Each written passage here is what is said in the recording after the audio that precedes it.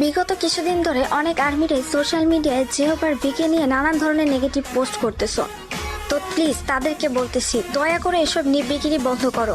তোমাদের কোনো ধারণা আছে যে তোমাদের এসব কাজকর্ম যদি আমাদের বাংটানের চোখে পড়ে তাদের মনের অবস্থাটা কি হবে?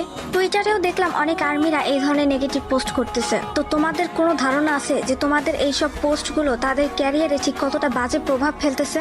আমাদের বাংটানের চোখে যদি তাদের আর্মিদের এরকম নিকৃষ্ট কাজকর্ম ধরা পড়ে, তোমার কোনো আইডিয়া আছে যে আমাদের আর্মিদের সম্পর্কে তাদের মনে ঠিক কতটা বাজে ধারণা তৈরি হয়ে যাবে?